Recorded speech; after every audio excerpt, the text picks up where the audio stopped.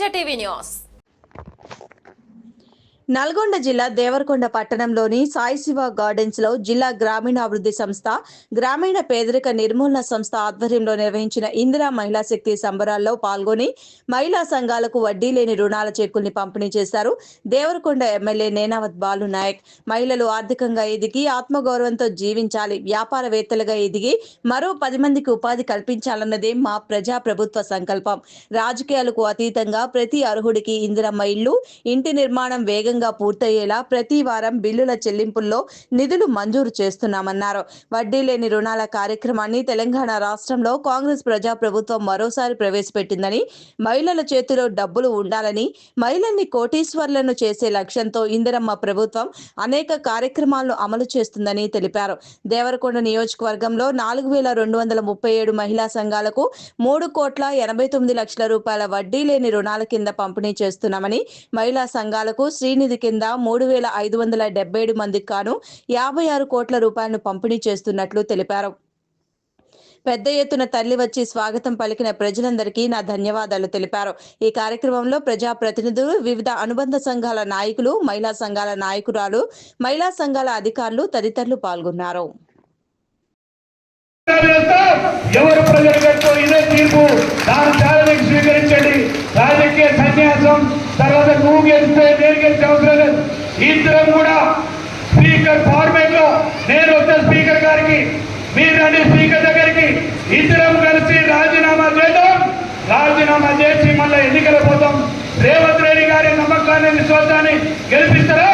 మీ కేసీఆర్ నమ్మకాన్ని, విశ్వాసాన్ని గెలిపిస్తారా? ఒకసారి చేయాలని ఈ రోజునే కాదు, వచ్చే 2 ఎన్నికల్లో 2028లో ఇవాళ ఉన్న ఒక్కడి కూడా ఊడిపోతే 12 సీట్లు ఈ జిల్లాలో కాంగ్రెస్ పార్టీ మాత్రమే గెలుస్తుందని చెప్పి మరొకసారి మీకు ఈ సందర్భంగా మనం చేస్తున్నాం.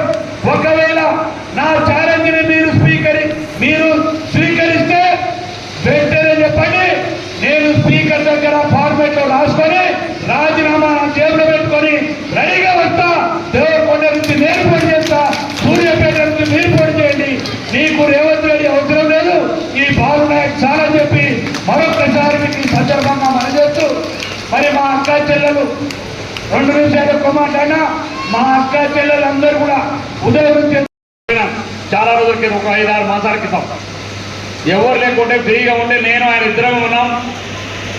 ఒక సందర్భంలో మాట్లాడుతున్న సందర్భంలో ఆయన ఒకటే చెప్తున్నారు, మనం ఎన్ని స్కీములు పెట్టినా, ఎన్ని వివిధ కార్యక్రమాలు చేపట్టినా మహిళా సోదరులకు చైతన్యం చేసి వాళ్ళని మనం ప్రోత్సహించి ఆర్థికంగా బలోపేతం చేయగలిగితే ఈ రాష్ట్రంలో అందరికంటే ముందంజ ఉండేది మహిళా సోదరులు.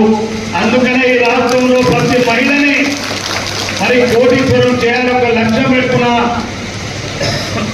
ఆ లక్ష్యం కొరకే ఈనాడు గౌరవ ముఖ్యమంత్రి గారిని చూస్తున్నారు. పోయిన 10 సంవత్సరాల్లో నేను ఎప్పుడు ఇంత పెద్ద ఎత్తున మహిళలు మీటింగ్ పెట్టగా నేనే చూడలేదు. నేను ఇప్పుడు అప్పుడు అధికారం లేదు, కానీ జిల్లా పరిషత్ చైర్మన్ ఉన్నా కొన్ని రోజులు నేను ఎప్పుడు చూడలేదు. మిమ్మల్ని ఇంత ప్రోత్సహించగా నేను ఎప్పుడు చూడలేదు 10 ఏళ్లలో. ఆయన ఒక్కటి మాత్రమే చేసేది, వాళ్ళ సభలు ఉన్నప్పుడు మీకు బస్సులు పంపేది, మీరు వచ్చేది, మీటింగ్ అయిపోయింది. కానీ ఎప్పుడు కూడా పావుల వడ్డీ రుణాలు కానీ, వడ్డీ లేని రుణాలు కానీ, శ్రీనిధులు కానీ ఈ ఏ రకమైనటువంటి కార్యక్రమాన్ని గత 10 సంవత్సరాల్లో సక్రమంగా నిర్వహించక మరి ఆనాడు మహిళా సంఘాలన్నీ కూడా నిర్వీర్యమైనటువంటి పరిస్థితి తీసుకొచ్చినారు.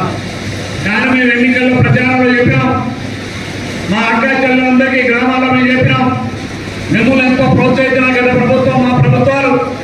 కానీ ఈనాడు మళ్ళీ కూడా కాంగ్రెస్ పార్టీ అధికారంలోకి వస్తే మీ మహిళా సంఘాలకు వడ్డీ లేని రుణాలు ఇస్తాం, మిమ్మల్ని ఆర్థిక పరిపుష్టి చేయడానికి కాంగ్రెస్ పార్టీ ప్రభుత్వం మీకు అండగా ఉంటుందని చెప్పి ఆనాడు ఎన్నికల ప్రచారంలో గ్రామాల్లో మేము చెప్పినాం.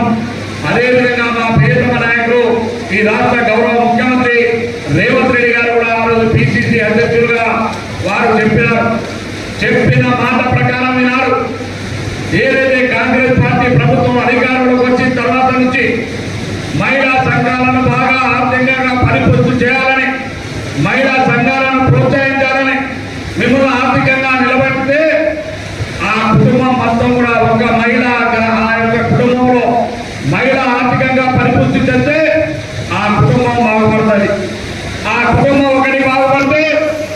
మిగతా గ్రామాల్లో వారిని చూసి మిగతా గ్రామ సభ్యులు కూడా అందరూ బాగుపడేటువంటి పరిస్థితి వస్తుంది.